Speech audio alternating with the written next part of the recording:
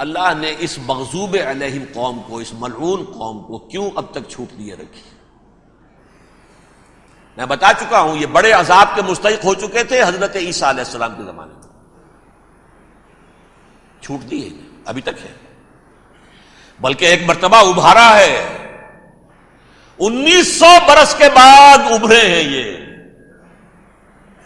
Balfour declaration 1917 سن 70 عیسوی کے بعد، تقریباً 1900 برس، 1850 برس تو ہے ہی کم سے کم۔ پھر creation of Israel 1948، 1967 extension of Israel, یروشلم پر قبضہ، یہ سارا جو ہے کیوں ہے؟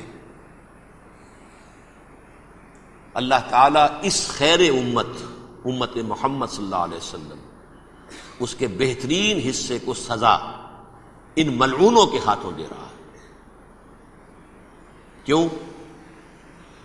جو جرم انہوں نے کیا تھا وہی ہم نے کیا۔ انہوں نے اللہ کی کتاب کو پیٹھ کے پیچھے پھینکا، نبذ فریق من الذین اوتوا الکتاب کتاب اللہ وراء ظہورہم، ہم نے اپنی پیٹھوں کے پیچھے پھینکا کہ نہیں؟ کولونیل رول سے آزاد ہوئے، کہیں اسلامی قانون نافذ کیا، کہیں اسلامی نظام قائم کیا، تو جو جرم ان کا تھا وہی ہمارا ہے، اور ہم خیر امت ہیں، اور ہمارے میں سے خیر ترین عرب ہیں، ان پر اللہ کا فضل، ان کی مادری زبان میں اللہ کی کتاب موجود ہے۔ پھر انہوں نے اللہ کے دین کو پیٹھ دکھائی۔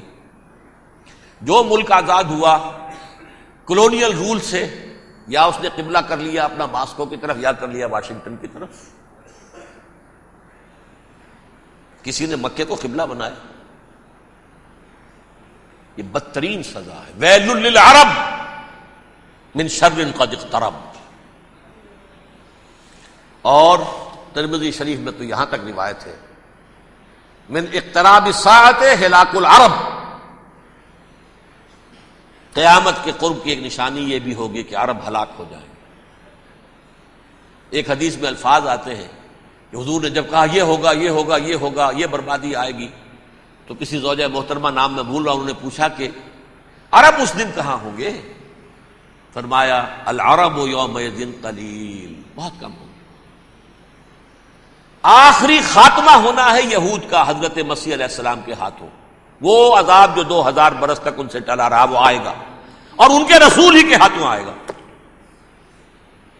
لیکن اس سے پہلے مسلمانوں پر یہ عذاب آ رہا ہے، ہولوکاسٹ کے درجے کا عذاب آ رہا ہے۔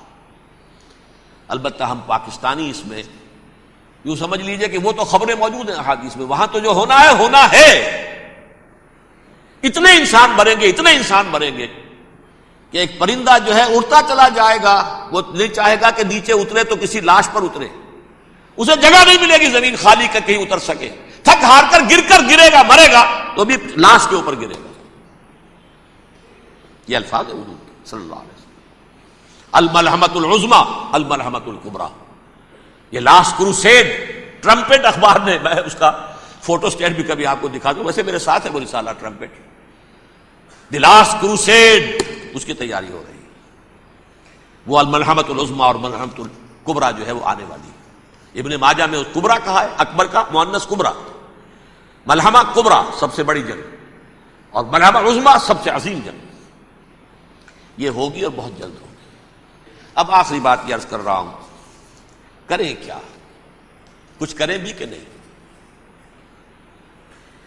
پہلا کام تو یہ ہے کہ اصل زندگی آخرت کی زندگی ہے۔ دنیا میں تباہی بربادی آ بھی جائے، آخرت بچ جائے، پہلا کام یہ ہے کہ ہر شخص توبہ کرے، لیکن توبہ توبۃ نصوح، توبہ کی تسبیح نہیں، آیہ کریمہ کا ختم نہیں، لاکھ مرتبہ لا الہ الا انت سبحانک انی کنت، اس سے کچھ نہیں ہوتا۔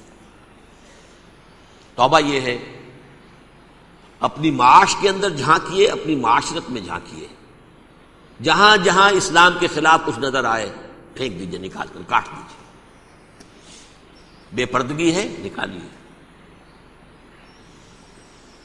آپ کی کمائی میں کوئی حرام کا عنصر ہے ختم کیجئے، توبہ کیجئے، ابھی کیجئے، عملی توبہ. فرائض کی ادائیگی میں کوتاہی ہو رہی ہے، ابھی شروع کیجیے. اللہ کے دین کے غلبے کے لیے جد و جہد. ان صلاتی و نسکی و محیایا و مماتی للہ رب العالمین لا شریک لہ وبذالک امرت وانا اول المسلمین. بڑھیے آگے. اگر میرے اور آپ کے کیے کچھ نہ ہوا تب بھی کم سے کم میری اور آپ کی آخرت تو بچ جائے گی، عاقبت تو بن جائے گی. اخروی عذاب، سب سے بڑا عذاب، دائمی عذاب، اس سے ہم بچ جائیں.